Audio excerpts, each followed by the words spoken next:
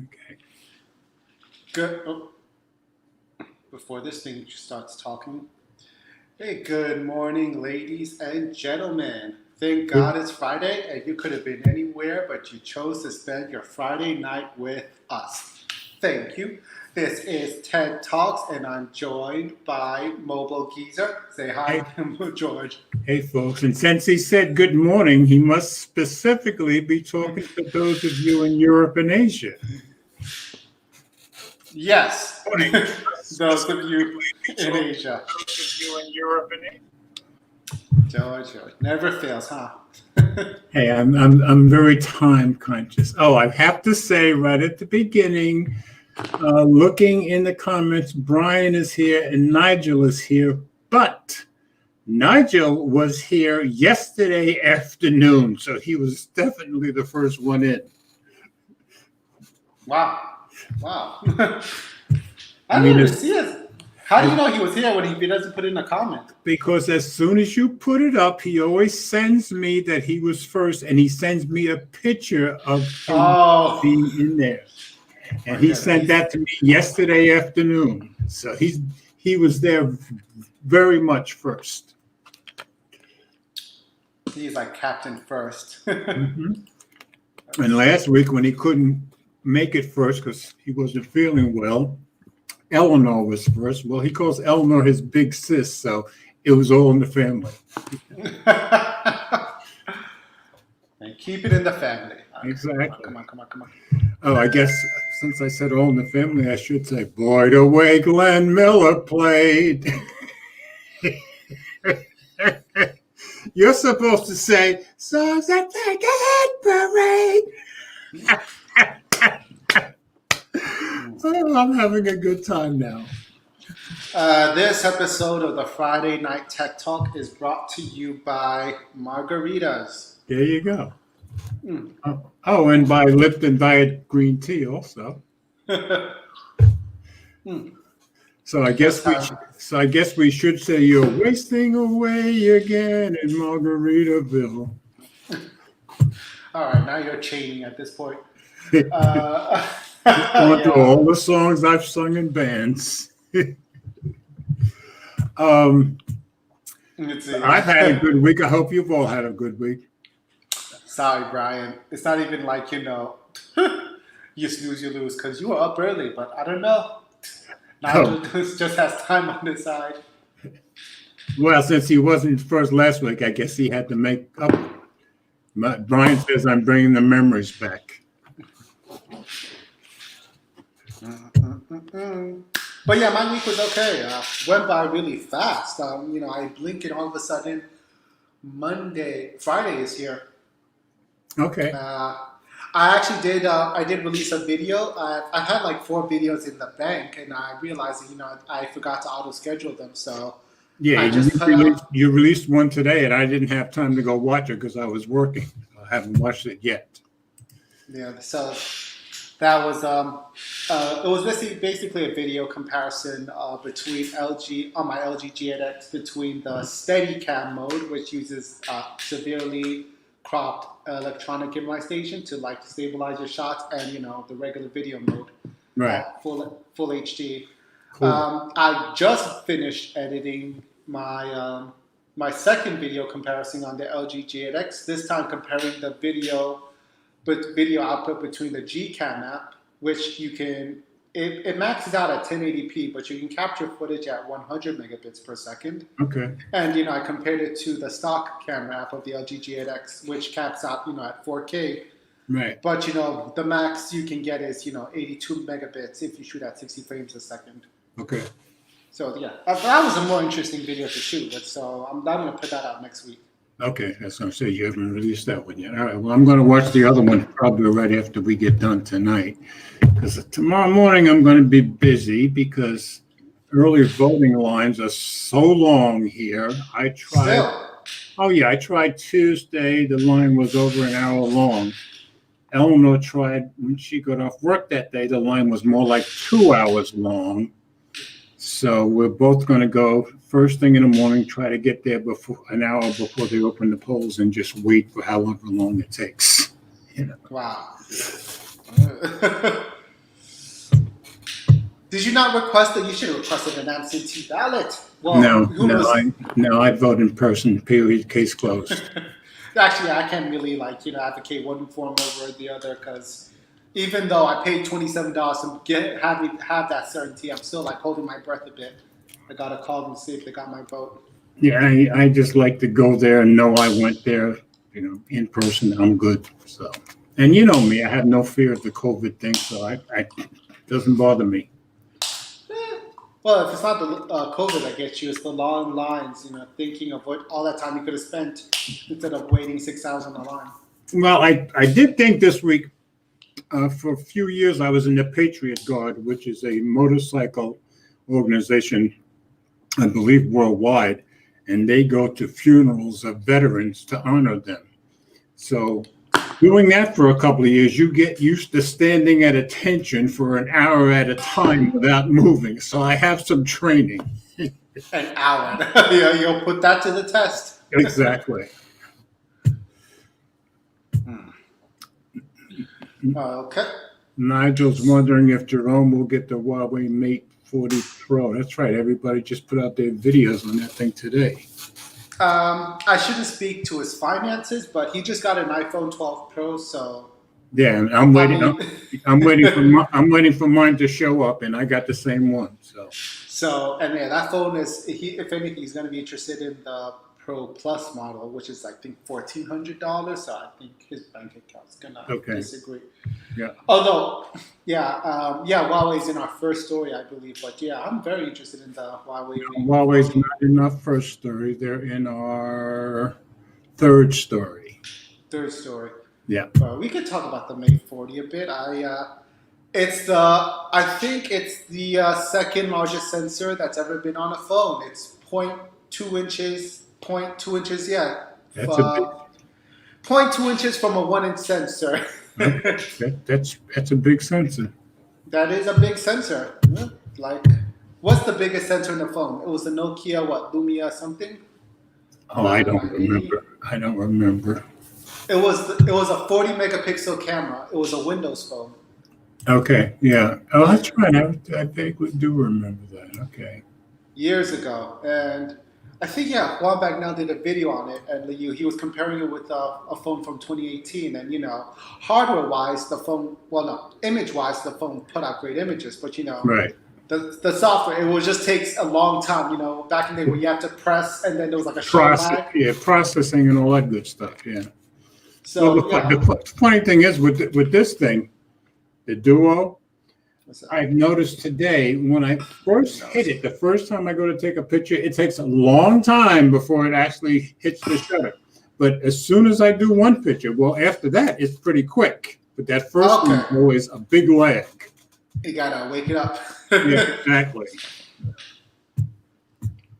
Did you bother putting a Gcam app, or is there one available? I've seen a few things on Twitter, and it sounds to me like nobody has come up with a good Gcam app for it yet, but I haven't had time to investigate. Like I said, my time has been very, very tight. Oh yeah, sometime this weekend, guys, I'll have the Apple Watch SE unboxing because I've had it sitting on my desk for 5 days now, and I haven't even opened it. So. That's how you know he's busy. Yeah. Nigel says the Nokia Lumia 1020. Yeah, okay. Yeah, thanks, Nigel. It was also the one with the 1-inch sensor. Nigel's got some memory. Good for him. Yep. And Brian, he's broke from iPhones and Pixels. Yeah. I'm laughing. He was able to get an iPhone before he got the Pixels. Well, see, that's why I skipped the Pixel. I've got the 4A, but one of the reasons I skipped the Pixel 5 was because I knew I was going to get the iPhone 12 Pro. I couldn't afford both. Okay. So let's get some stories available. Okay. All right. Well, obviously, since this is your show and you pick the stories and you're the Sony guy, this one's going to be for you. So I'm going to share my screen, and you are in control. Okay. I've got it shared. Click it. ooh, this mouse. Come on. Double click this one. Double click. There we go. All right, we don't want any Mickey Mouse stuff going on here. Okay, whenever you're ready. This is on Android Authority. Okay, so this is a second opinion. Android Authority already wrote their first review on the Sony Xperia 5. Now, someone else, this time Robert Triggs, the author of this article, is also putting out his 2 cents on this. And, so this is really a lot of traction I've never seen on a Sony phone in years. So, and it's the Sony Xperia 5 II. You got to say it right. yeah, the Xperia 5 Mark II. Yep. So, Sony's 2020 flagship, the ultra premium Xperia 1 Mark II has many strengths, but it's ultimately a hard sell with its colossal $1,200 price tag. The Xperia 5 range forms Sony's more sensibly priced flagship tier, with the new Xperia 5 Mark II coming in at a more reasonable $949. I don't know. $900 reasonable for a smartphone. I mean, isn't it amazing? We've gotten to the point where $900 is reasonable. Okay? Yeah, but it's been well received by critics as well. In our review, we called it perhaps Sony's best phone ever. I wasn't enamored with the expensive Xperia 1 Mark II, but I agree that the Sony is definitely onto something with the Xperia 5 Mark II. The handset provides exceptional hardware and a bewildering selection of Sony's latest and greatest software features. There are still lingering issues, and it does represent the absolute best value for money on the market right now, but the phone is really promising signs of things to come from Sony. Hardware as good as any other. Sony's Xperia design still comes with the usual caveat. The tall 20:9 display aspect ratio definitely isn't for everyone, especially if you're used to wider phones. Although the slimmer design has grown on me very quickly, likewise, a 6.1-inch phone is still a bit too big to be considered a compact phone in the historical sense of the Xperia compact line. Rest in peace, the Xperia compact line. Exactly. Still, those aren't so much serious complaints as points of preference. Sony's core hardware package includes everything you expect from a flagship phone, including the Snapdragon 865 processor, a 120 Hz display, triple camera setup, and 4,000 mAh battery. Of course, if you only care about raw specs, there are plenty of cheaper brands to choose from, like OnePlus, Realme, and plenty more. Extend the Xperia 5 is a more nuanced hardware package and more along the lines of what keeps Apple and Samsung fans from coming back to their respective brands. But you have to really dig deeper to figure out what Sony is doing differently, which can make it hard to get the message across. And as you read the rest, I'll be making some comments because I totally agree with that last sentence. Hold on for a second. I'm going dark for a bit. Okay. Are you still having problems with that mouse? Yeah.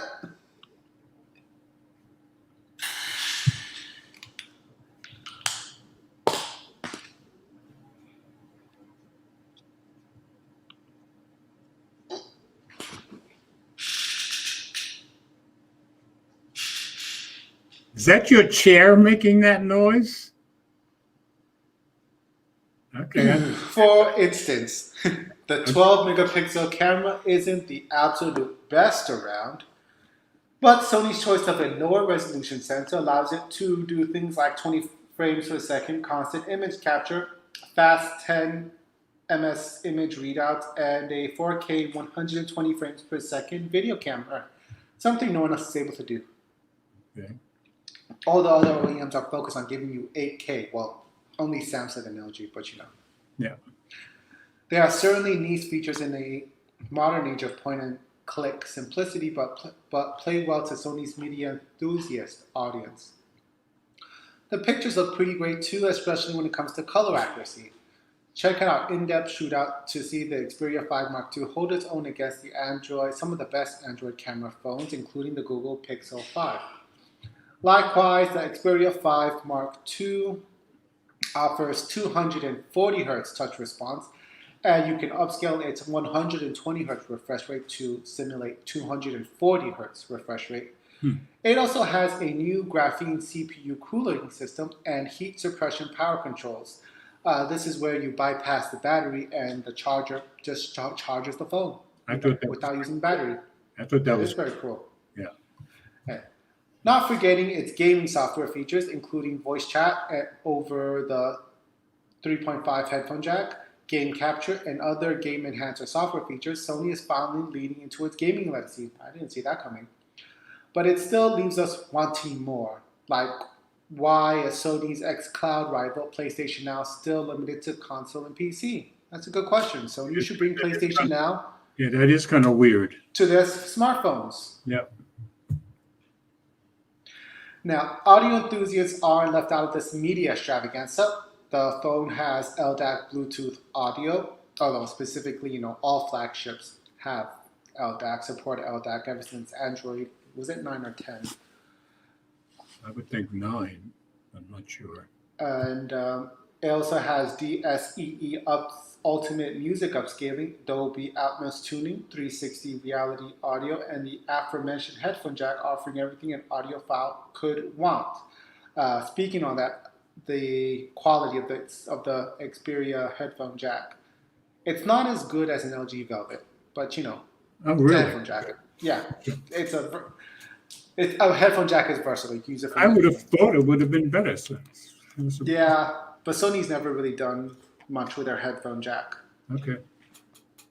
They've always, done the best with their Bluetooth, but considering Sony has the best headsets in the game, yeah, exactly. that you can get. The fact that they put in a Bluetooth, the headphone jack on their phone, and it's on the expensive one. So even the reason, people couldn't afford wireless Bluetooth. No, they put it on the expensive phones. Yeah. So Sony Xperia is carving out an identity as the ultimate media smartphone, and Sony Xperia 5 Mark II keeps the package under the threaded $1,000 price mark. I mean, by $50. Come on. Exactly. Well, sensible compromises like ditching the 4K display. Wireless charging, well, I don't know that being a sensible. I can understand 4K ditching. Wireless charging, I'm told they did it to keep it compact, although. Yeah, I agree. I agree with ditching the time of flight, though. Yeah, in time of flight are easy to live with given the rest of the hardware on offer. With such solid hardware, what's the catch? Well, the software execution could use some refinement. For example, the Photo Pro and Cinema Pro apps are a little too complex for the typical user. Well, then don't use it. Or learn it. I've got some comments as you go. Go ahead. Yet the default camera app is missing a bunch of standard features. Okay. Pinch to zoom doesn't automatically change lenses as it does on other phones. There's no HDR toggle and no dedicated low light photography feature. Sony's cameras are caught between overly complex and underbaked, with nothing in the middle for the typical user. Okay, he has a point there. I experienced all the same issues with the Xperia 1 Mark II. Likewise, the new gaming features, while useful, are tucked away in a labyrinth of menus and settings. Turning on the 240 Hz display mode, for example, requires you to open the game enhancer or launch the game directly, click the setting icon, click the game mode, click the custom, click the setting icon, and then set the slider to 240 Hz. Yeah. Now, does that not sound totally ridiculous? I mean, that's nuts. Yeah. I don't know. I mean, this is certainly not a phone made for the average user. Click the settings. Yeah, click the settings. Then you click the game You've got to mode. go through 5 steps minimum. Yeah, that might be a bit convoluted. I agree. You have a point there. Yeah. And there's more. Damn good margarita. Hardly making it easy to find for one of the phone's headline features. Also, while it's great to be able to save unique settings for each game, some universal settings would save on this laborious configuration time. Well, you can customize it so you only have to do it once. Yeah. That's a saving grace. Yeah, I agree. It's the same situation to enable heat suppression power control, which draws power straight from the charger instead of the battery. to keep the phone's temperature down. This is disabled by default and has to be switched on for each game by, again, navigating through the sprawling menu. Why isn't there a quick settings button like there is for stamina battery mode? I agree 100%. It's not an awful setup, but it's just not obvious where everything is. Obscurity means that there are only few more savvy users will make use of the handset's better ideas. That's a good point. In the same vein, Sony also separates apps to downloading for managing PlayStation controllers and setting up Sony headphones. It would be nicer to have a single menu to configure all your branded accessories from one place. Yeah, that's a good point. Yeah. Get this man on the payroll, Sony, preferably with a guided setup on out of the box. Sony's. I'm sorry, that was my watch. I forgot to turn the sound down. Oh, you got an. I took apart. He took apart a $60 MagSafe case. What did he find? Oh, Is that your notification? Yeah, I'm always getting notifications when we're on here. Sorry about Let's see. Sony's software setup still feels more disjointed in places. The Android side is sleek and essentially stock. This is true. But then there's a catalog of individual apps you might need. Some of them like well integrated, like such as Music app, which shares audio options with the main settings menu, while others aren't. It feels minimalistic, yet you can easily become bloated at the same time as you move between different apps. Each with their own design and layout. Now that's a problem. Each with their own design and layout. That's convoluted as all get out. Don't you think? No. Isn't that the way it's always done? Well, I guess if it's going to be one way, make it one way. If it's going to be the other way, keep it the other way. Yeah, I agree. Yeah, good point on that one. Yeah, it feels minimalistic, and yeah, you can easily become bloated at the same time as you move between different apps. I can't help but feel that integrating at least some of its extras deep into the OS would help refine Sony's multimedia vision. I'm conscious that a transition away from stock might alienate customers who aren't embedded in Sony's broader product ecosystem, and given Sony's market share in my own experiences with Xperia enthusiasts, Sony's fans are few and far away the biggest target audience for Xperia smartphones right now. Why not make it a quintessentially Sony experience? Okay, so he's making a good point. Sony fans are far and away the biggest target audience for Xperia. Well, no wonder you're not making money with your phones. You're making phones for a very small audience. That doesn't make sense to me. Yeah. I mean, if you're gonna make phones, if you know you're not gonna sell a lot of phones, so just make it for your own target audience. I think you should be programming for the general public, not for some target audience where you're never going to make any money. That's where they're stuck, I think. Many of those gripes may sound petty, but the premium product should be near flawless. Sony Xperia 5 Mark II is a very serviceable phone and is cheaper than the Xperia 1 Mark II while offering many of its best features. However, when you look at other big players in the space, Xperia 5 Mark II falls just a little bit short at this price point. Okay, now we get to the. Well, now it's going to illustrate that. So Apple's landscape wall garden costs $800 for the iPhone 12. 5G Samsung Galaxy S20 FE costs just $700 compared to the Xperia 5 Mark II $950 price. Right. These two premium brands are not only cheaper, but are also a little bit more refined in the software department. Consumers like the just works mentality, and you need to mess around with the Xperia 5 Mark II a little too much to get the best out of it. Not forgetting that Sony doesn't have the best reputation when it comes to software updates, which should be on everyone's mind with spending this kind of money. But I think that's the main point of the problems with Sony, because consumers like just works, and that's true. So if you're not doing just works, you're not going to make money. Not from that line of phone. No, for Sony was always, you got to tailor it to your own suiting, and at least they give you that, with Sony. Then they shouldn't complain that they're not profitable with the smartphone division. They have no right to complain about that, in my opinion. Well, I guess they haven't really complained. They're just like, we'll just keep. Oh no, they've complained. They've complained. When did they complain? Every time they come out with a earnings report, basically, because they haven't made any money from their smartphones for years. This is the reason why. You know. That said, Xperia 5 Mark II is still the best pick for Sony fans right now, and it's a very promising sign for Sony's for next year's iterations. Patching up the camera apps and simplifying some of its software idiosyncrasies are easily addressable. Easily, they should be, but I don't know. That's a lot of It doesn't sound so easy to me, but I hope he's right. Yeah, we got it. So rethink on the user experience. Yeah. Sony is tantalizing close to offering the best multimedia phone around. Throw in some integration with the PlayStation 5, and I'd be very tempted to permanently set up in Sony's camp. The Sony Xperia 5 is up for pre-order from today and expected to start shipping once again December 4th. That is typical. But yeah, actually, he has a very good point. He makes some very excellent arguments. Yeah, I think he's right. If they made it where you could get to these settings, or that they just worked without you having to dig through a ton of menus, I think they might have the best smartphone around. You know.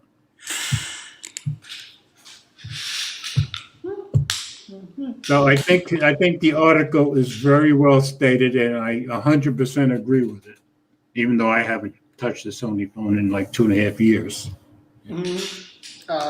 Yeah, I agree. He makes very, very, very valid points. Yeah, good article, Reggie. Let's see. I haven't touched the Sony phone since my Xperia Z2, which I'm in the process of trying to fix. One of my fixes. I'm fixing the back plate. I need a Dremel for that. Okay. I stripped the screw on the back of the phone, so I need a Dremel to drill a line across it so I can get a screw to get out. What were you trying to be, Jerry rig everything, or what? Yes, that's exactly what I was trying to be. The problem was when I cracked it the first time, I sent it to some third party, it's some a phone repair guy. Right. He screwed it up. He put way too much. He put way too much of that back sticky tape on it, not glue, back sticky tape. So when I'm trying to access the back to replace it, it was I was stabbing it and all that. Whew, it was a workout trying to. Okay. So I'll probably fix it by December. But I thought I was going to get the Sony Xperia 5 Mark II, but I don't know. I just ordered an LG V60. Okay.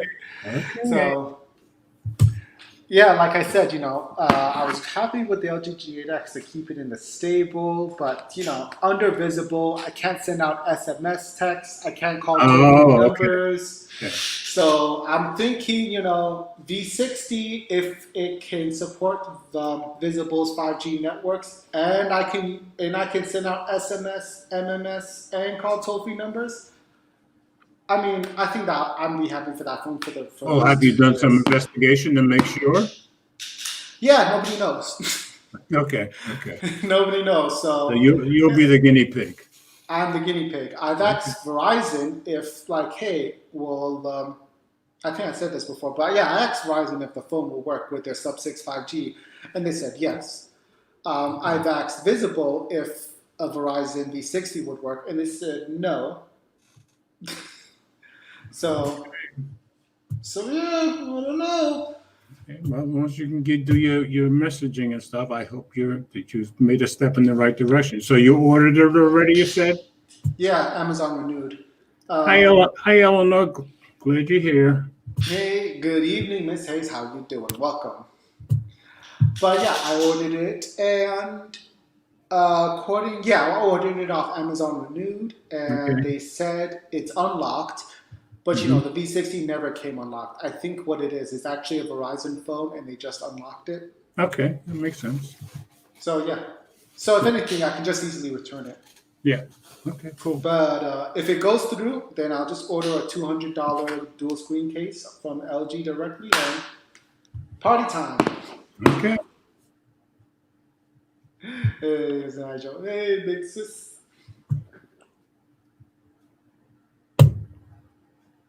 Oh, damn. We, Here we go. we ready for the next one? Yeah. All right, I've got it shared.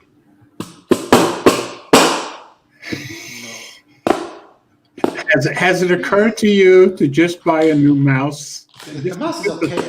I think it might be the table or something. Okay, just a thought. Just a thought. Okay. All right. This one is on the verge. And we all knew this has been coming for a very long time. The U.S. government has filed antitrust charges against Google, a huge legal challenge to one of the nation's largest tech companies. The Justice Department filed suit against Google on Tuesday for illegal monopolization of the search and ad markets, kicking off one of the largest antitrust cases in U.S. history. As first reported by the Wall Street Journal, the case focuses on search and search-focused advertising rather than the company's broader targeted ad business. Countless advertisers must pay a toll to Google's search advertising and general search text advertising monopolies, the complaint reads. American consumers are forced to accept Google's policies, privacy practices, and the use of personal data, and new companies with innovative business models cannot emerge from Google's long shadow. In a call this morning, and this was 2 days ago, Justice Department officials emphasized the scale and power of Google's control over the search market. Google's conduct is illegal under traditional antitrust principles and must be stopped. Google owns or controls search distribution channels, accounting for about 80% of general search queries in the United States. I would have thought it was more than that, said Ryan Shores, the Justice Department Senior Advisor for Tech Industries. We're asking the court to break Google's grip on search distribution so that competition and innovation can take hold. Google disagrees, gee, what a surprise, insisting that its high share of the search market is the result of consumer choice. Today's lawsuit by the Department of Justice is deeply flawed, the company said in a statement. People use Google because they choose to, not because they're forced to or because they can't find alternatives. Well, you can find alternatives, but you got to dig a bit. The case is one of the most ambitious antitrust actions ever undertaken against the tech company, drawing together parallel investigations from the Department of Justice and a range of state attorneys general. The Department of Justice briefed state AGs on the case at the end of September, according to a report from the Washington Post. 11 different state attorneys general are expected to sign on to the case per the journal, but others are likely to file separate antitrust charges. So they're going to have multiple suits on their hands. Google has faced antitrust action before, but never on this scale. The most significant investigation concluded in 2013 when the company changed its AdSense policies to resolve a Federal Trade Commission investigation without formal legal action. Google has also faced a string of fines from regulators in the European Union, including 1.5 billion pounds over its AdSense policy, 4.3 billion pounds over its software bundling and M1 and 2.4 billion for manipulating shopping results. And if you go back to my website, millburgiza.wordpress.com, you'll see a whole bunch of those EU stories that I did last year. You're getting louder and louder, you know that? Ooh, had a little heart attack. Sorry.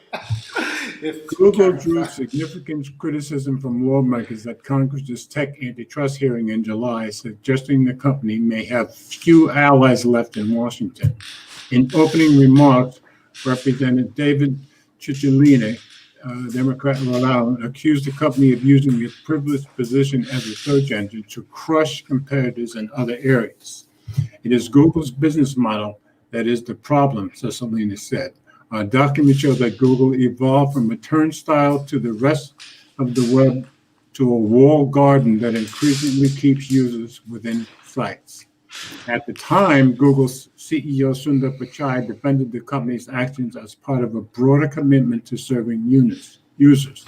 When I run the company, I'm really focusing on giving users what they want, Pichai said. We conduct ourselves to the highest standard. Well, I mean, the question isn't whether you conduct yourselves to the highest standard. The question is, are you squashing everybody else? That's the question, high standard or Yeah. not. Now, if anybody wants to, you go on the webpage and see the stories. There's a very, very long list of all the charges and all the different accusations. So if you guys want to go through that, you feel free. So everybody knew it was coming, and the EU led the way for a couple of years on this, and Yep. I wouldn't be a bit surprised if Facebook is going to be the next one up. Just my guess. But yeah, I don't know. I think the ruling will be quite heavy if U.S. government loses on this one. That Yeah, pretty much cements Google and any other major tech I conglomerate. agree, and that's why I don't think the politicians will let the U.S. lose. I mean, because this is one of those rare things where Democrats, Republicans, you're going to get guys from both sides that want Google taken down a peg. So usually when you got people from both sides of the aisle, they're probably going to win, is my guess. Yeah. Hold on, I got my camera set up on some glossy magazines. Glossy magazine. Oh, there we go. Ooh. So we should be on Flossie's channel. Then we get called Glossy Flossie. I'm in rare form tonight. There.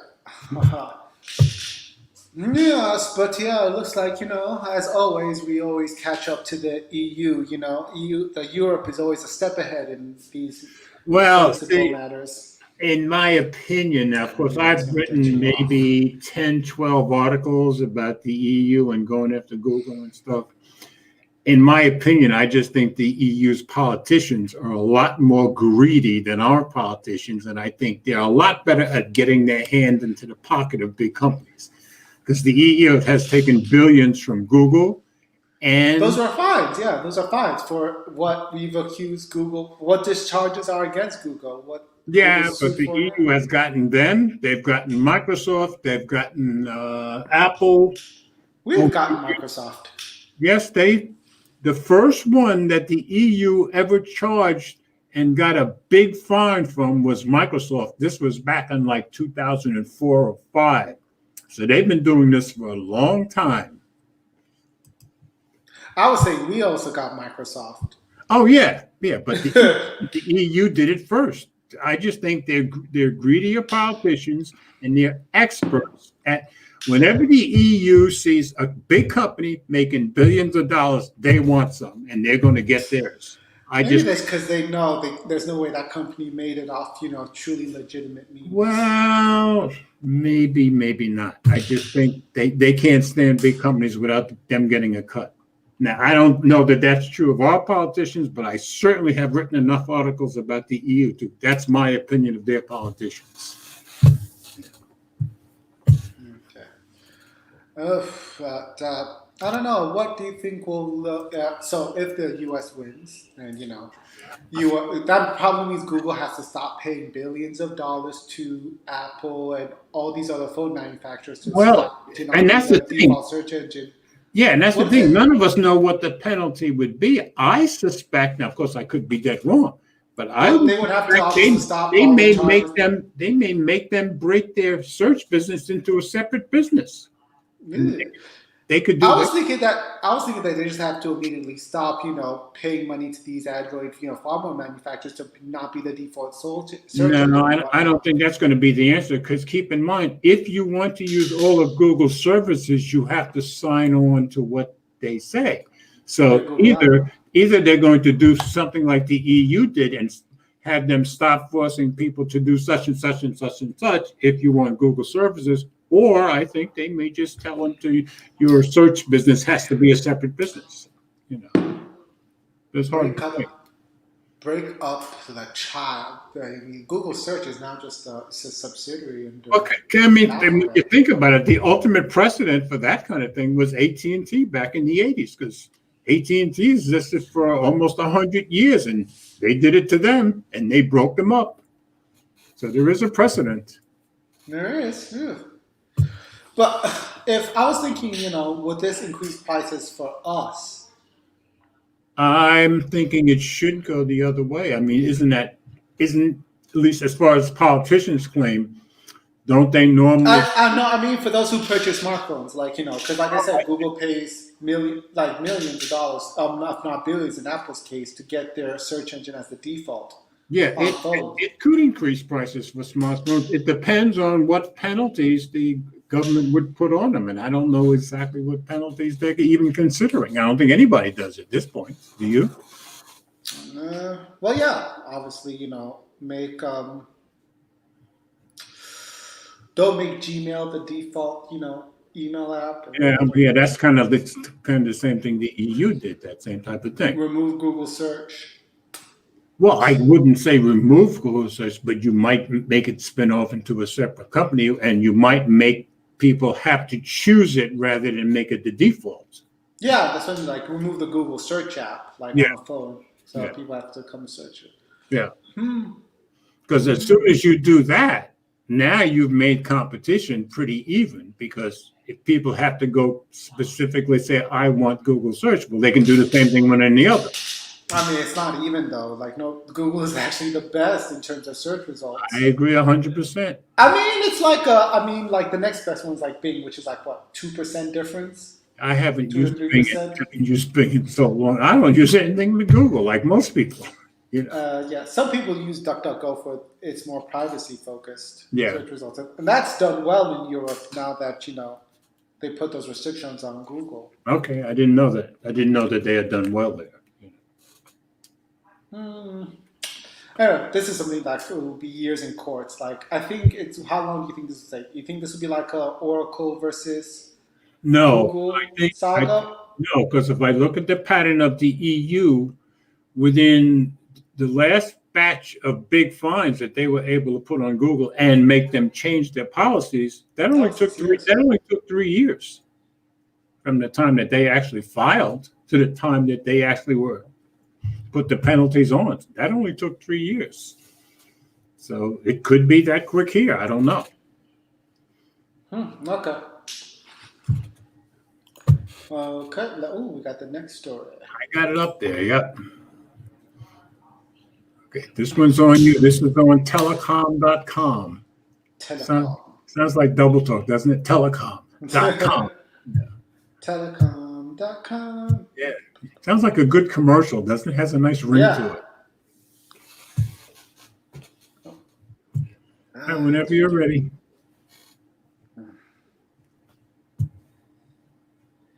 Sweden bans Huawei ZTE from upcoming 5G networks. Stockholm, Swedish regulators on Tuesday banned the use of telecom equipment from China's Huawei and ZTE in its 5G network ahead of a spectrum auction scheduled for next month. Damn. The Swedish Post and Telecom Authority said the setting of the license conditions followed assessments by the Swedish Armed Forces and Security Service. European governments have been reviewing the role of Chinese companies in building their own networks following pressure from the United States, which says that they pose a security threat because, among other concerns, Chinese companies and citizens must by law aid the state in intelligence gathering. And see, that to me is people, kind of miss the fact that if you start a business in China, you have to sign on to the fact that if they want something from your company, by law, you have to give it to them. And that's a big deal, But I always thought, this whole, was, I thought the intelligence community had something that, we just didn't know. But I think that's the only point that they're making. By law, if China comes knocking on your business in China, you have to. Right, yeah. Because if you don't agree to that in China, you are not allowed to start a business, any business. Or continue a business, what Google was. Yeah, Google made a point of that years ago. Exactly. So to me, that's a very big deal. And that's why the whole thing with the president and Japan and Australia saying that their security threat, well, Yeah, because they can go into any company and take anything they want because that's what you signed on to as a business. So I agree that they are probably a threat, you know. So the United Kingdom in July ordered Huawei equipment to be purged completely from Britain's 5G network by 2027, becoming one of the first European countries to do so. Huawei and ZTE did not immediately respond for requests for comment on the decision by Sweden, home to Ericsson, one of Europe's leading telecom equipment suppliers. The ban leaves networks operators with less option and risks slowing the rollout of 5G in markets where competition is reduced, said Ben Wood, the chief researcher at CCS Insight. And see that, and this is the thing. He's saying the same thing the president said when we put the ban on Huawei. It's like, well, this is going to slow down 5G. Well, you can't have it both ways. You can put the ban on the company that has the most telecom 5G in the world or not, but you can't have it both ways. That's true. Let's see. The ban is likely to benefit rival telecom equipment makers Ericsson and Finland's Nokia. Because I don't know if most people know, Huawei is the biggest telecom company in the world. ZTE is the second biggest. After those two, it's Ericsson and Nokia. The regulators define central functions as equipment used to build the radio access network, the transmission network, the core network, and the service maintenance of the network. PTS said the license conditions were decided to address the assessments made by the Armed Forces and Security Service. It has approved the participation of HI3G Access, Net4 Mobility, Telia, Severidge, and Terracom in the planned spectrum auction of 3.5 GHz and 2.3 GHz. Key bands crucial for the rollout of 5G. Tele2 and Telenor will participate together at the Net4 Mobility to secure spectrum for a joint nationwide 5G network. Tele2, which uses Huawei equipment in its network, which had earlier called Huawei an important vendor, said the PTS decision does not change our plans substantially. We may have to phase different costs differently between years to meet security conditions on time. The 5G spectrum auction was originally planned for early 2020, but last year's PTS said it would delay the auction due to a security review. PTS announced in April that this year the auction would begin in November. So I think he makes a point here when he says we may have to phase different costs differently between years to meet security conditions at the time. So it sounds to me like he's assuming that whatever they have to change to not use Huawei, they're going to get it like England did, where they're going to have until 2027 to change that. Well, suppose they don't. Then they probably will be affected a lot, wouldn't you think? Yeah, but if they have Ericsson, if it's home to Ericsson, and Nokia, but the problem is most countries like us already have Huawei and or ZTE equipment, physically there. So that, like in England's case, you have to tear down the Huawei stuff and put up the Ericsson stuff. And I think the same thing is here. But in England, they gave it until 2027. It's going to be interesting to see how long Sweden gives them, Yeah, it's true. So this is good business for Nokia and Ericsson. Yeah, you would think it would be, but is there another article? Because there was some mention. Oh yeah, it's in the very next article. So we'll bring that up there. I'm sharing that one right now.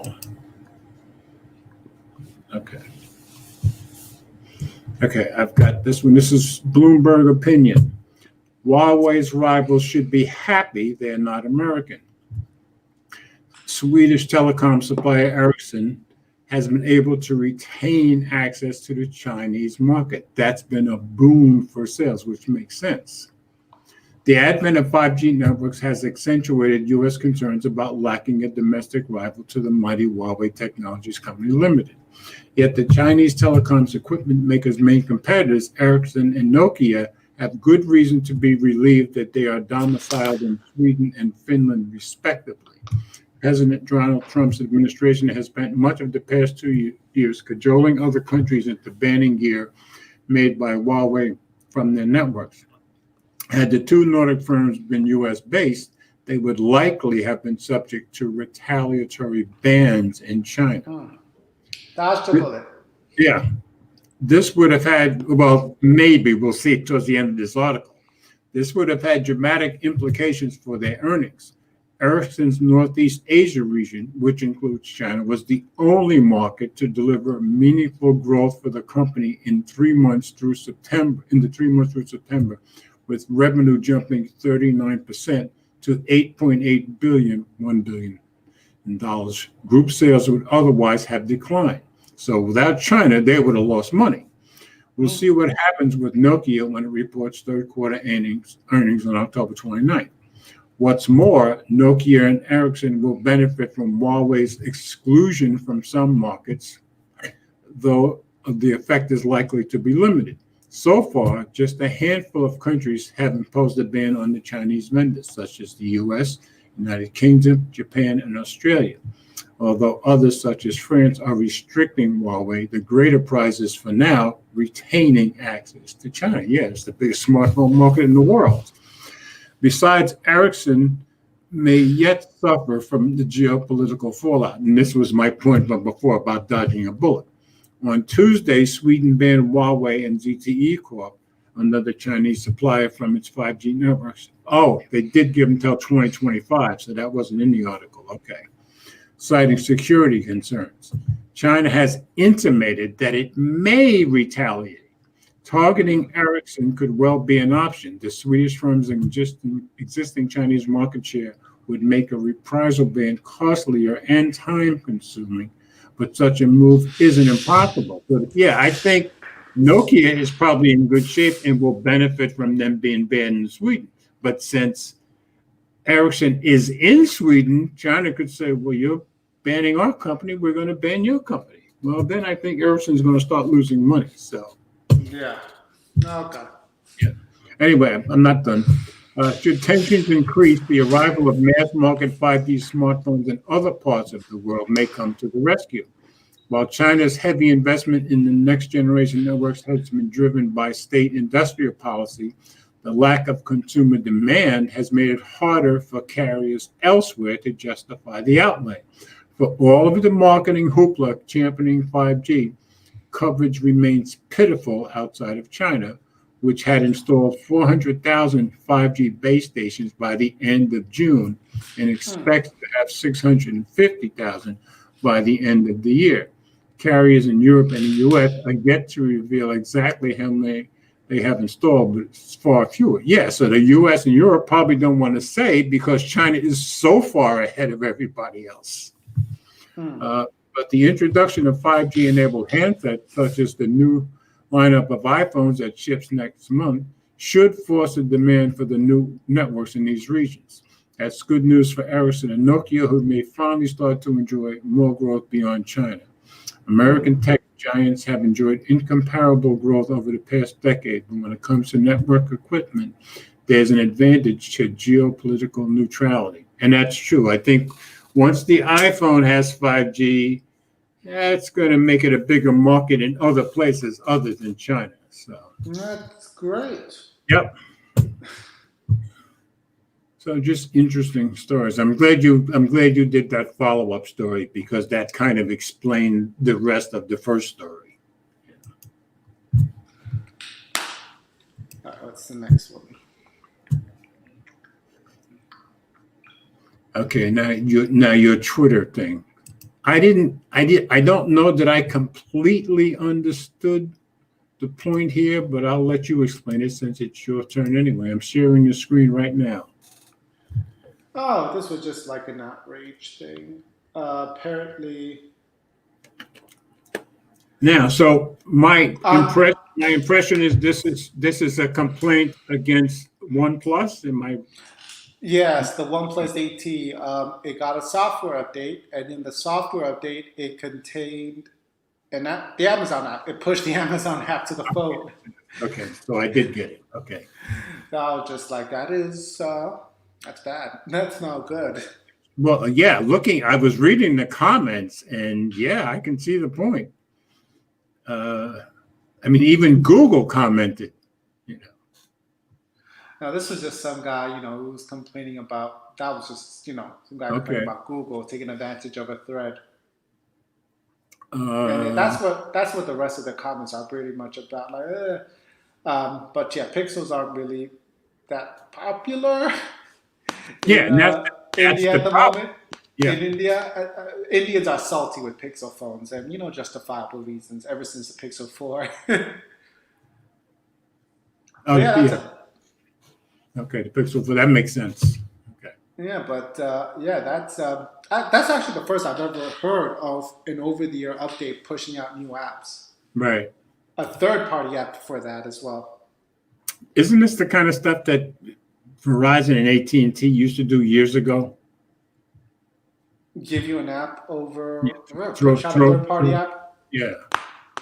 I don't know. Usually they would all have the decency to just, here, these are all the apps that come on the phone. And if you don't like them, too bad. Yeah. You Okay. don't have to worry about a whole new app coming in in an over-the-air update. So I think that is kind of bad of OnePlus to do that. Yeah. Is your are the comments moving? It seems like my comments. Oh, wait, maybe if I switch and come back. Let's see. Last comments from Eleanor. No, the last comment I have is from Nigel.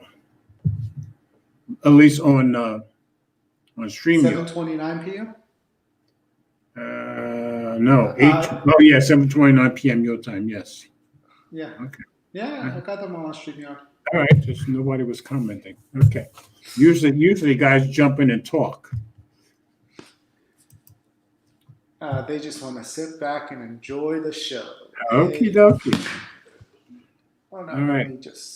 let's just tune in and relax to the soothing sounds of George Hayes. The soothing sound of Ted smashing his mouse on the table. All right, I've got the next one up whenever you're ready. Now, since that Twitter thing was so quick, are you going to take the next one or me? Boo. Yeah, I'll take this one. All right. Poor story. This is on CNBC. Oh, a waste. Oh, all that $1 billion. Yeah, and for about a month or 2 months that you heard QB, and now they're gone. I didn't even hear QB. I just heard us guys talking about it. Oh, I kept hearing about it and seeing Twitter stuff about it too. Yeah. So, Quibi officially announces it's shutting down. Quibi, the short-form video streaming service founded by Jeffrey Katzenberg and Meg Whitman, will shut down. Quibi launched just over 6 months ago. The company raised nearly $2 billion in funding, but failed to attract subscribers. Quibi, the short-form entertainment service for mobile devices, announced on Wednesday that it will shut down just over 6 months after its service launched. The company, which was founded by Hollywood producer Jeffrey Katzenberg and led by Meg Whitman, raised $1.75 billion ahead of its launch in April. The app features short-form news and entertainment videos for quick bites running 10 minutes or less in length. It attracted top Hollywood stars for its shows too, such as Chrissy Teigen and Idris Elba. Hold on, let me just get my head into frame here. Okay. Come on. Oh, there we go. I just realized I could have just zoomed out. Okay. Investors in Quibi included legacy media companies like Disney, Comcast, NBC Universal, and AT&T's Warner Media. The company said in its announcement that it's making a proactive decision to preserve shareholder equity, and it will return the remaining funds to investors. Oh, that's. I think this company is being way more honest than most companies would be, in my opinion. Quibi alerted its investors and employees of the news Wednesday afternoon. While we have enough capital to continue operating for a significant period of time, we made the difficult decision to wind down the business, return cash to our shareholders, and say goodbye to our talented colleagues with grace. We continue to believe that there is an attractive market for premium short-form content.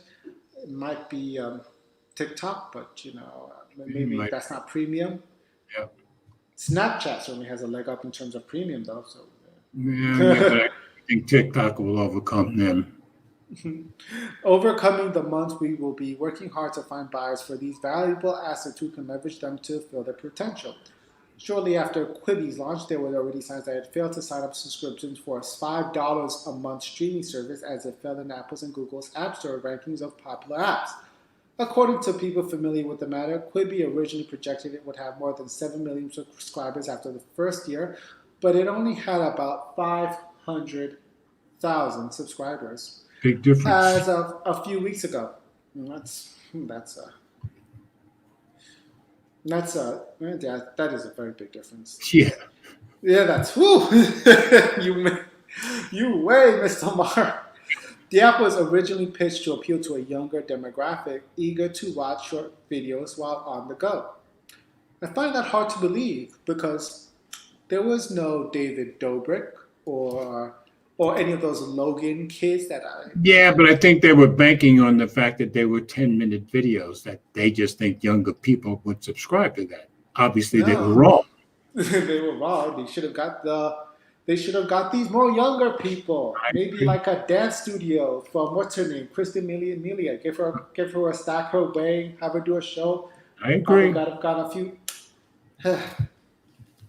But Quibi launched just weeks after the coronavirus pandemic hit the U.S. and reviewers panicked for not having an option to watch on televisions. Meanwhile, established streaming services like Disney Plus and Netflix saw their subscribers spike. In the statement, Wednesday's Katzenberg blamed the timing of Quibi's launch and the possibility the idea was viable enough for the company's failure. Quibi is not succeeding, likely for one of two reasons: because the idea itself wasn't strong enough to justify a standalone streaming service, or because of our timing. It's the former, not the latter. Well, it could be both.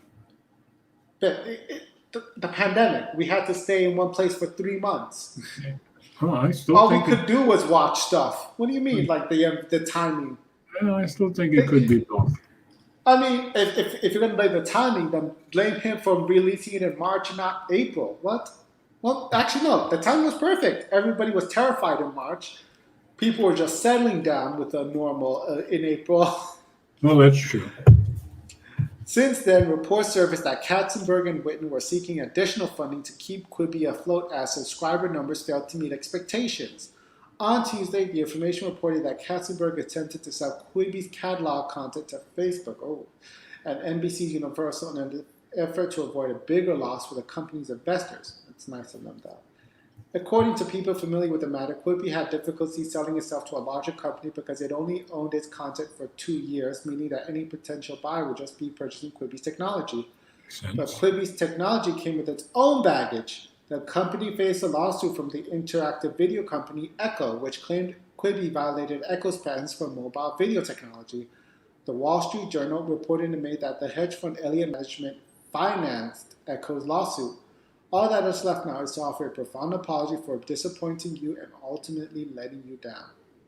So I admire this guy for being a stand-up guy, because obviously, what was the original amount of money they had? 1.75 billion. So he was right. They had plenty of money to keep this going for a long time, but they chose to give the money back to their investors because they didn't come anywhere near their subscriber mark. So I think, on the other hand, though, did he do enough though to make the company profitable at least, or gain more subscribers? I guess he tried, but I'm just saying I think I don't know if he tried good enough. The vast majority of people would have just kept on pushing and pushing and pushing, holding on to all that money and not give it back to their investors. So I think he's a stand-up guy for it. It's refreshing to see that happen, where a guy just gives back the money to investors to get their money back. But at the same time, I don't think he really did enough. He could have done more to get more subscribers. It seems like if it were me, I would have tried television advertising, I would think. That's where I would have gotten a David Dobrik, any of those young whippersnappers to go on the Yeah, and I do agree with you. promote my product. Get some of the young people probably would have helped trying to compete with Netflix for the world, but could not do it. Yeah, and they did make the point, Gary, that Netflix was growing while Quibi was failing to get subscribers. So Disney Plus was growing. yeah, big time. Yep. So anyway, so it's refreshing to hear an honest guy who's Just to admit, like, hey, yeah, I suck. I couldn't make, make it know. successful. I don't know. If My bad, guys. I'll just give you your money back. You're putting words in the man's mouth. Like he said it was the form, but we just didn't have good enough product, or it was the timing. It wasn't the timing. If anything, the timing was his advantage. Okay. I guess I'm willing to give him the benefit of the doubt, and you're not. This isn't like, what was that other thing that I wish I got into that gave movie tickets for free every month? Just pay a monthly subscription. What was it? Movie Watch or Movie Pass? I don't know. Oh, Movie Pass? I vaguely remember that. You could watch, if you pay $12 or $20 a month, you can watch an unlimited number of movies. Okay. And what happened? What do you mean? They died. Okay. They died. So they couldn't get the subscribers either, is what you're saying. They couldn't get the subscribers. It wasn't even that they could get the subscribers. At first they got a lot of subscribers, but, people were watching too many movies. They were losing money. They were burning money giving people movie tickets. Oh, okay. Because people were going to movie. You're saying because fees that they paid to get these movies in the first place? Yeah, the Movie Pass was paying for those movie tickets from theaters. I gotcha. There was no deals made. They wouldn't get these tickets at a discounted price. They just had a bad business model, is what you're saying. It was a wild business model, yeah. They were hoping that they would get a lot of subscribers, and that people would just have, they would just keep their subscription like gym memberships. Right. So that, those people who don't go to the movies a lot, but they have the subscription, they would fund those who do go to the movies all the time. Pretty much like how gyms work. Yeah. But no, the first people who signed on, they saw the deal, they saw an opportunity, they're like, all right, let's movie every day. And they tried to restrict it. They did it, it's like, oh, you know what, only 3 movies a month. But I think it went off for a year. You can't switch gears midstream. That's not work. But yeah, in the end, I think it went out for a year or 2 before they just, it was. So they wouldn't make any money from me because I'm one of those guys. I'm going to the movies to see 2 things: The Avengers or Star Wars. Other than that, I'm probably not going to the movies, period. Yeah. I remember they were saying because of them, there more people are going to the movies. Movie Pass was talking about, hopefully, the movie theaters would thank us. And maybe they'll give us a cut of their concession money. Maybe. That's a bad business model right there. When you only need a maybe. And AMC was saying, no, that is not going to happen. Yeah. Ooh, that's how they make money. They're not going to share money. Plus, COVID happened to AMC, and now look at them. Yep. Oh, well, let's see. Gary is here. Yep. Gary always has good, insightful comments. Well, not always. Sometimes he's a wise guy, but I like wise guys. So. Where did you go? You disappeared. All right, folks, it's just me now. I don't know what happened to Ted, but I can't do anything about it. Got you. He's running the show. I can't bring it back. Where did you go? Again, he does it. Okay. I'm not sure what's going on. I was just going to ask you what's going on because you're in charge here. I can't fix anything.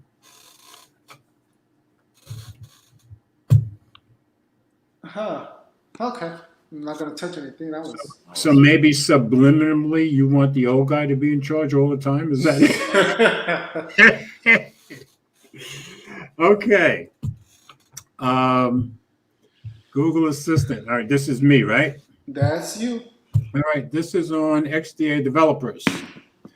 Google Assistant prepares to let you pay for gas from your phone. Remember CES? It seems like the world's biggest tech event happened ages ago. Well, it did. Yep. So it's easy to forget that so many new products and services were announced there. Take, for example, Amazon's new pay-for-gas service for Alexa. I didn't even know Alexa had that. This feature lets drivers ask Alexa to handle fuel payments at over 11,000 gas stations across the U.S. All you have to do is go up to the pump, launch Alexa, and say pay for gas, and then follow the directions to activate the pump to refuel your car. I should try that one day because I have Alexa on all my phones. Based on code within the latest version of the Google app, it looks like Google is preparing to add a similar feature to Google. In the latest version of the Google app, there's a new string titled AA Pay for Gas Query. This is one of those hard-coded queries that the Google Assistant can recognize alongside several others, such as one to play calming sounds. Digging deeper into the APK, we spotted evidence that this new feature can be launched in another way, through the at-a-glance widget on the launcher. When you arrive at a gas station, the at-a-glance widget will be updated to say at station name. Tapping the widget will send an intent to view HTTPS paygoogle.com gas payments likely to be recognized by the Google Pay app, with several URI parameters, including the brand and store ID. Presumably, this means you'll be able to pay for gas with the Google Assistant at multiple different gas station chains. Amazon Alexa, for example, lets you pay at over 11,500 locations from Exxon and Mobil. That's not much code within the Google. There's not much code within the Google app detailing this feature, and we haven't been able to activate it ourselves yet. This means you should take this news with a grain of salt. But given that Amazon has already rolled out a similar feature for Alexa, it makes perfect sense for Google to follow suit with Assistant, except that how often does Google put something in, even announce it, and then pull it away again? And this is not even something they announced. This is something that XDA is, who's the best at going finding code? Well, XDA is. So just because Google put code in there doesn't mean they're going to implement it. You agree? Yeah, that's true. Yeah. So, I mean, it sounds like a nice idea, but I think right now I would try the Alexa way. I don't think I would trust the Google way yet. What is the Alexa way, actually? The Alexa way is say, Alexa, pay for gas, and then follow the directions. You know, you turn on the Alexa app, you say, pay for gas. You launch Alexa, say, pay for gas, and then follow the directions. So I'm going to try that at least once. Hey, Google. This is a first. And did it? Google's not answering you? No. Hey, Google, pay for gas. Well, he said it's not implemented yet. What happened? Is it showing you anything? Hey, Google, pay for gas.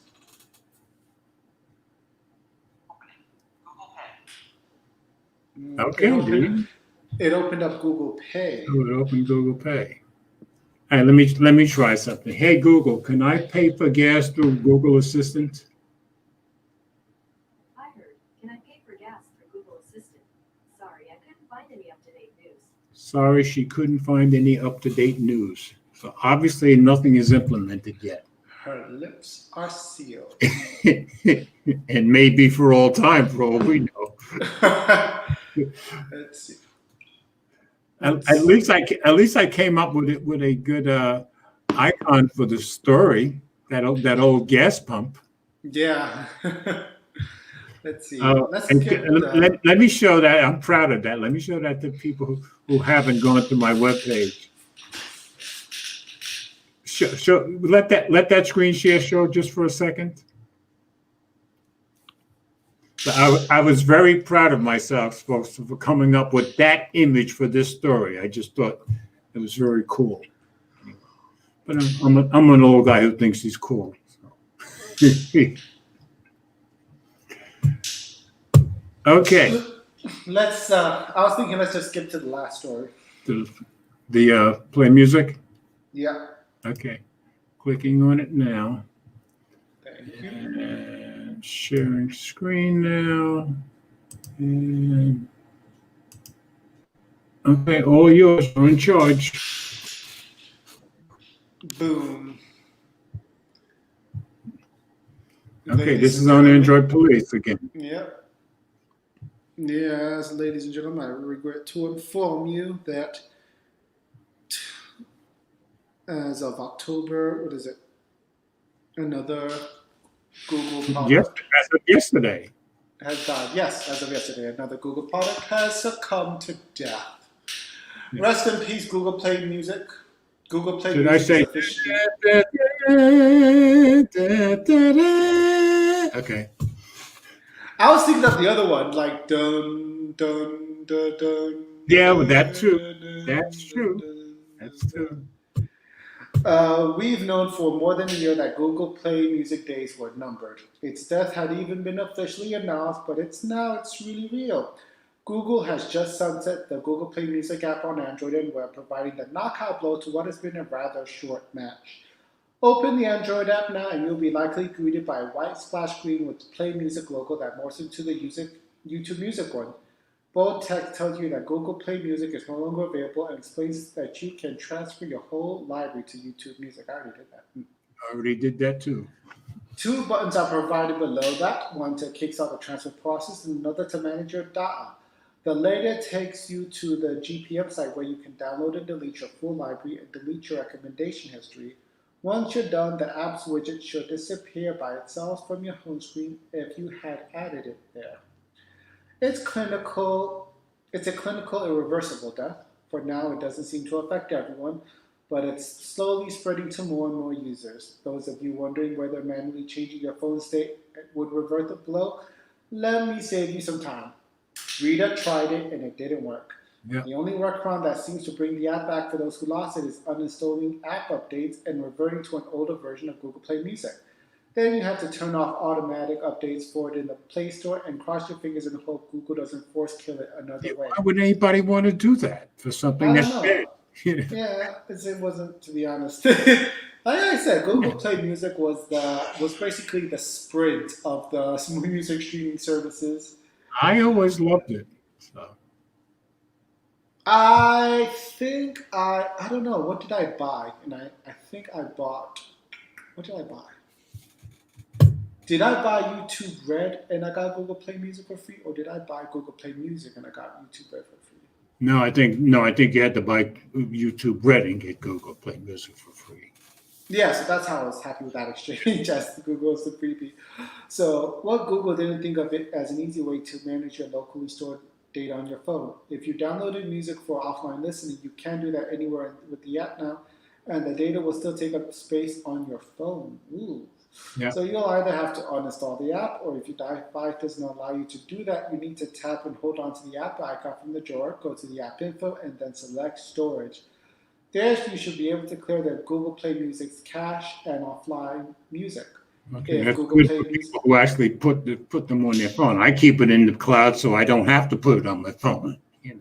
well, no, it's if you save some offline listening on Google Play Exactly. Music. Exactly. Yeah, that's what she meant. If Google Play Music was your local music player of choice and you don't care much about streaming, you can also migrate it to YouTube Music for that. Well, we also put a list of 8 great local music players on Android. My recommendation is Black X Player. Okay, see, I keep Amazon Music as my backup because I have all my music there too. You know, that's because I'm a Prime user. You know. Like I have a lot of like 8 gigabytes or 16 gigabytes worth of music. A lot of which are like 300. Yeah, I've got about 8 gigabytes too. And some of the albums I have are FLAC files, so that's why I keep them locally on an SD card every time I put in a phone. The web client at music.google.com is gone too. It just offers the same options we saw above. Yeah. To be honest, it's sad, but YouTube Music has filled in the niche quite nicely. My only concern though is Chromebook users. I don't know what this means for you guys. I think that means you just have to use YouTube for your music playing needs. Okay. Oh, because Chromebooks can't use Google Play Music? Well, no, they just killed it. It's dead. No, but I'm saying they couldn't switch over to YouTube Music on Chromebooks?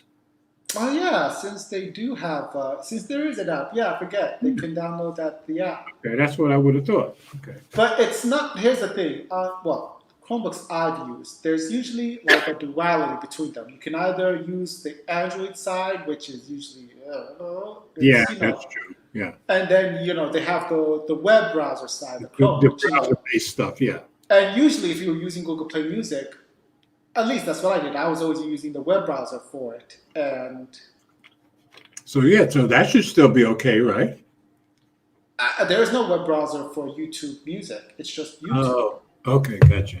Okay, I got you.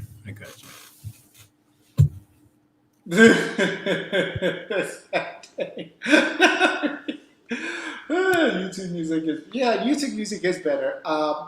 My top two favorite features are that I can just quickly, switch in and see the video of any, music I play. Right. And two, like, the lyrics this time are just easily there for me to tab into. Oh, okay, I didn't realize that. Yeah. Yeah, you can find lyrics. Which would have interested me 5 or 6 years ago when I was still singing and playing in bands. Now I could care less about the lyrics. Okay.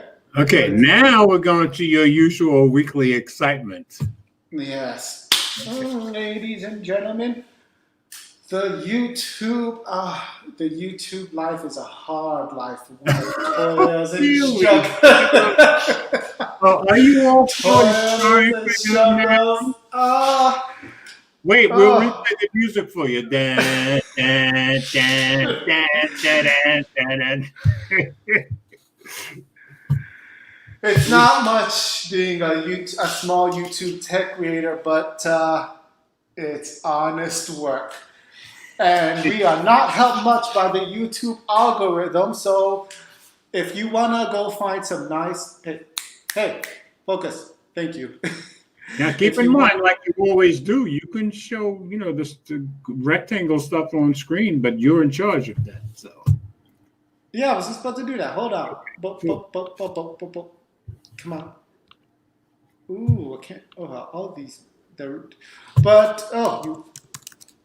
But if you want to look, if you do not rely on Google's glowing rectangles. Come on, subreddit. What are you beating up? You're beating up something. It's my MacBook. Okay. It's all this. Everyone's coming at me. That sounds like paranoia to me. Yes, do not rely on the YouTube algorithm to give you a nice, varied stream of tech stories. No. You must go out there and get it yourself. Go and pave your own way. And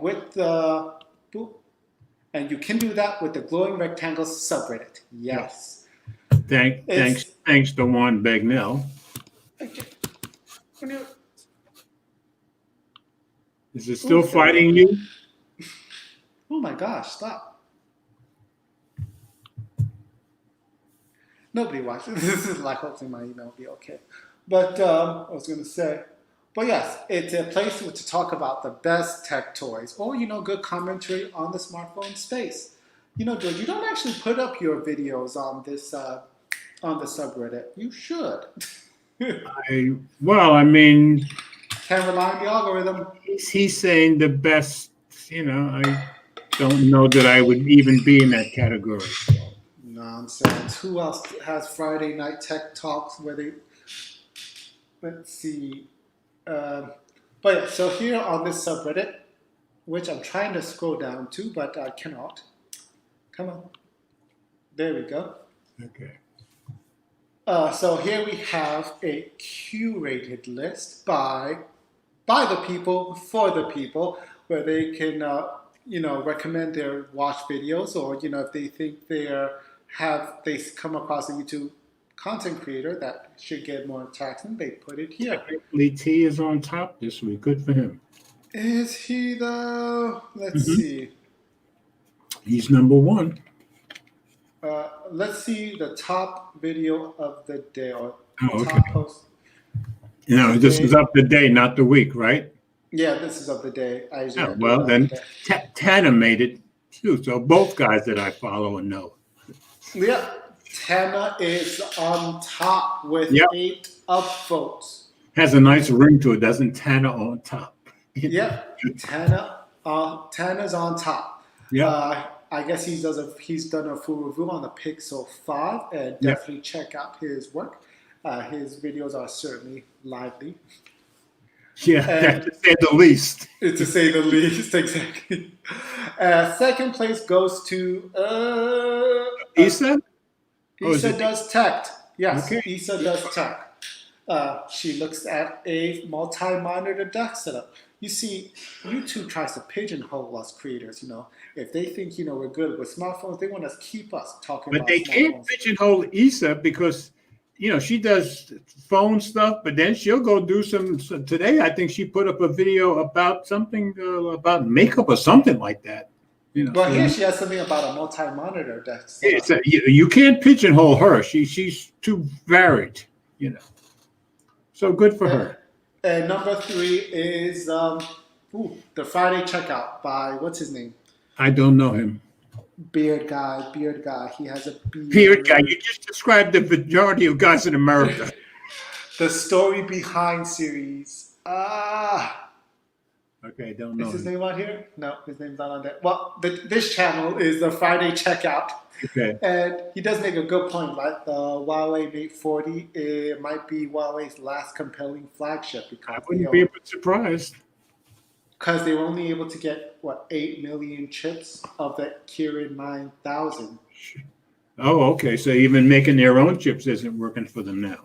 Yeah, well, it's an Apple situation. So they design the chips, and then a third-party manufacturer makes them. Oh, and Apple is using up that third-party manufacturer? Oh yeah, well, it's TSMC, and TMC got hit by they said no, you can't do business with Huawei. And they're like, all Okay, right, guys. gotcha. So they were only able to make 8 million of the Kirin 9000 chips. And then they had to stop. I got you. Yeah, then they had to stop. So if he's right,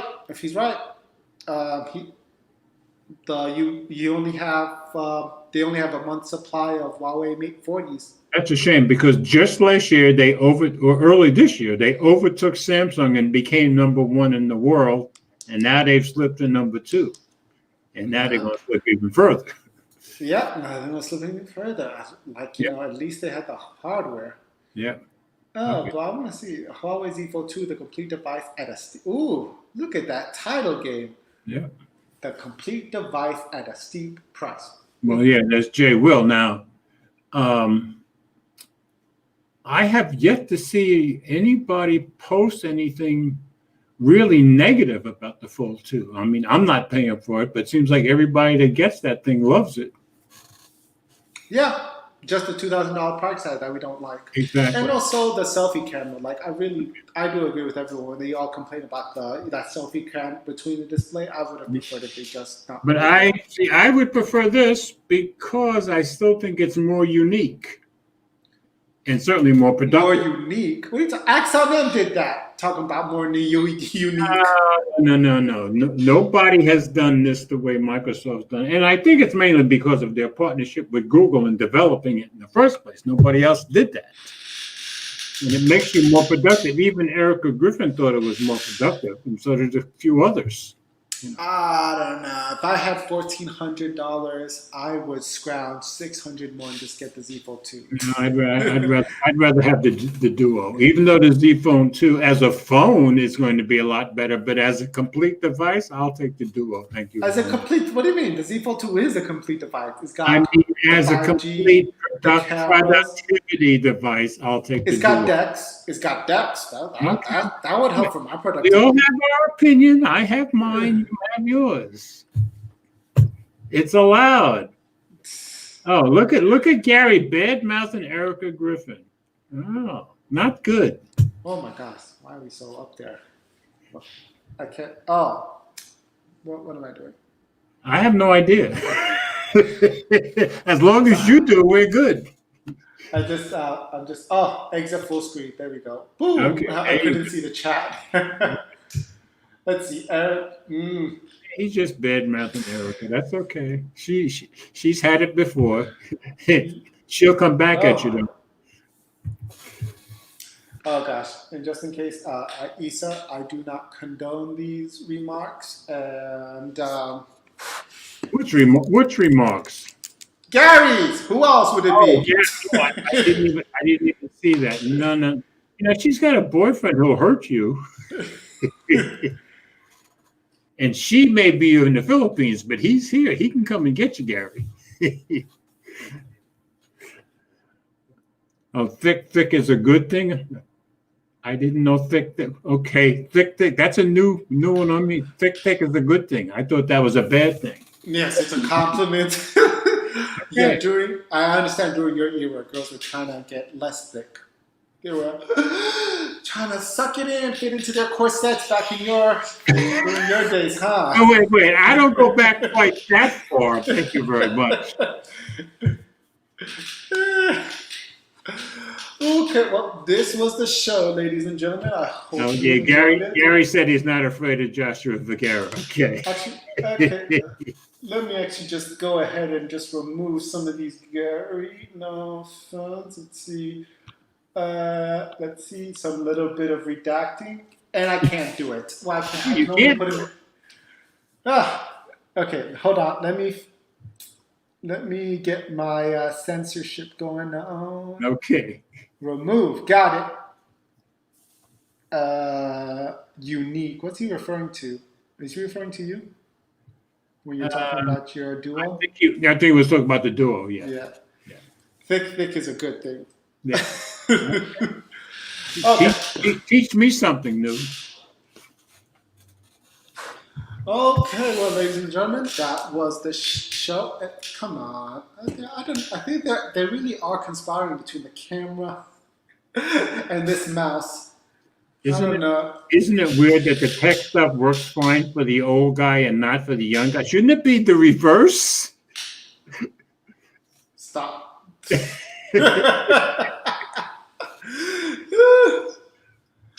Oh, okay, there you go. It's soft. There you go. Don't let it happen again, Fuji, okay? Okay.